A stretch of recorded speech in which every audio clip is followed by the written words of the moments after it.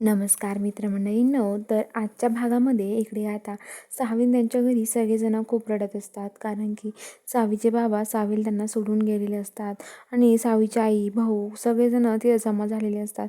सगळेजण खूप रडत असतात. तर इकडे आता जी सावी आहे तिला हॉस्पिटलमध्ये ॲडमिट करून घेतात आणि तिला आता ते म्हणतात की बघा आम्हाला काहीच कळत नाही, कारण की त्यांची जी मेंदूची शिर आहे ना, नस असते ना, ती दबल्या गेली आहे आणि त्या डोक्यावरती थोडं परिणाम झाल्यासारखं करतायत.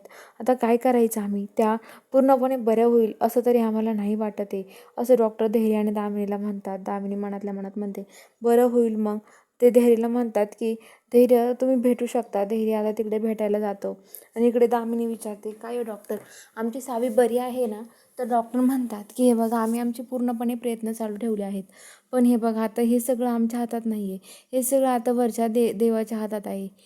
देवच काहीतरी करू शकतो. म्हणजे कोणीतरी अशी प्रार्थना करा की लवकरच ती बरी होईल म्हणून. तर आता लगेच ते म्हणतात की काय झालं, म्हणजे बरी होण्यासाठी प्रार्थना करावं लागेल का? तर ते म्हणतात की हो. आणि लगेच डॉक्टर तिथून जातात. दामिनी मनातल्या मनात म्हणते बरी होण्यासाठी देवाला मी अजून म्हणाल देवा तुझ्याजवळ घेऊन जा हिला, अशी प्रार्थना करेल मी देवाला, असं दामिनी म्हणते. असं ती तिथे बोलत असते आणि इकडे आता जी सावी आहे सावीला भेटण्यासाठी धैर्य तिकडे येतो आणि म्हणतो की सावी मला तुमच्याशी बोलायचं आहे. सावी उठा ना, का झोपलात तुम्ही? अहो सावी मला एवढी मोठी शिक्षा नका देऊ. तुम्ही म्हटलं होतं मला नको आहे पाणी, फक्त माझ्यासोबत राहा. पण माझी चूक झाली. मला वाटलं तुम्हाला पाणी पिल्यावर बरं वाटेल म्हणून मी पाणी आणायला गेलो. सावी उठा ना हो सावी. आता तुम्ही कशा त्रास होईल तुम्हाला, किती ना अशक्य आहे सहन करणं. तुमचे बाबा पण ह्या जगात राहिले नाही आहे सावी. तुम्हाला आता हे मान्य करावं लागेल, असं म्हणत असते.